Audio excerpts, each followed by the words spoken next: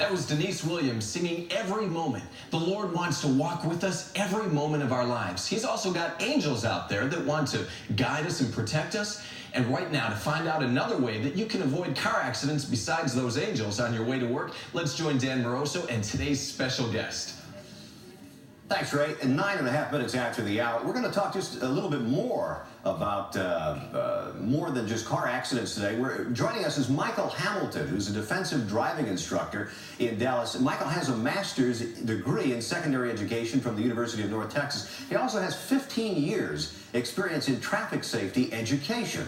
And in addition to that, Michael has 5 years experience as a professional tour bus driver here in the United States as well as Canada. Michael, welcome to the Power Channel. Glad to be with you, Dan. You are the director, actually the owner of a defensive driving institute in the Metroplex. Are you located in Carrollton? In Carrollton, okay, yes. And it's called First Class Driving School. That's correct. Used to be known as Classic Driving School. Traffic Driving School. And you teach much more than just driving in your school there. You also teach defensive driving as well. We teach, Dan, the defensive driving class for adults as well as teenagers. Those that are traffic offenders, they receive a moving violation, and they're allowed to take a defensive driving class once every year now with the court's permission to dismiss that ticket. It's an 8-hour program.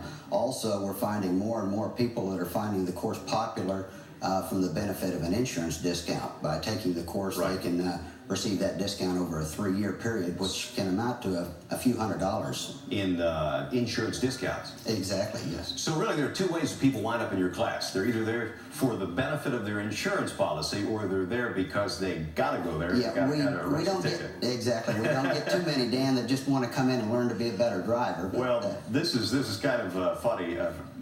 Michael and I have never met, or we didn't meet today before the program. In fact, I didn't have a chance to sit down and talk to him until just moments ago. And when we did sit down together, I recognized Michael because about 4 years ago, I did attend one of your courses in Carrollton when you were under the old name of Classic. Right. And I want to add, it was a great school. I learned a lot. And you were a great instructor as well, but I won't tell you whether I was there for insurance purposes or whether I had to be there. Well, if you're like most people, you're there for the same reason. Yeah, I'm sure. I remember you did ask for a raise of hands how many people are here because they want to be here. That's right. They want to improve their insurance policy. That's right. But that's good to know that you don't have to be a bad driver to go to a defensive driving school. That's right. I think that's somebody or something that everybody needs to be concerned about is driving. For example, in Dallas County, just in the last 8 years, 25% more vehicles have been added. So we've got to learn to concentrate on cooperating with each other and getting from one place to another as safely as possible. That's the name of the game, and it'll lower the risk factor. Earlier this week, there was some rain. I noticed on Preston Road, right around rush hour traffic afternoon, there were 4 wrecks on Preston Road within a half-hour period.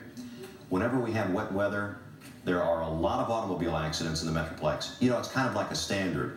Something about the oil on the road, you always hear when it gets wet, we slip and slide. And really, I think that if many of us were more familiar with some of the defensive driving techniques and practices that you teach in your course and that other driving schools teach, we probably could avoid a lot of these fender benders. That's a good point, Dan, and I think, for example, you mentioned the rain and so on. Usually the first few minutes of the rain is when that oil and sediment and so on rises to the surface, and you can almost put on a pair of ice skates and go out and skate on it. It's so slippery, it's almost like ice, and people don't realize that. I think a major problem with people in a metropolitan area like Dallas is the mental distractions that they get involved in. In fact, researchers have found that the average driver only uses about 20% of their brain on driving when they drive. The other 80% is off over daydreaming or involved in the radio, or they're concerned about something else in their life. I'll tell you, another distraction that I'm sure plays or weighs a heavy factor in concentration driving. How about the cellular telephone? That can be also a physical distraction. The cellular telephone, they've got a lot of advantages, but people need to remember when to use them and how to use them so they don't get themselves in trouble. Well, with the increasing amount of stress in today's workplace and in society, we need to be more concentrating more on our driving. Let me ask you, first of all, how do you define defensive driving? Well, I have kind of my own definition. National Safety Council, other organizations have their own, but I've always felt like a couple of key words here in being a defensive driver is, first of all, to never assume that the other driver's going to do what they're supposed to do, because I can promise you sooner or later they won't. If we were all perfect drivers, we wouldn't have to be defensive. But unfortunately, none of us are perfect drivers.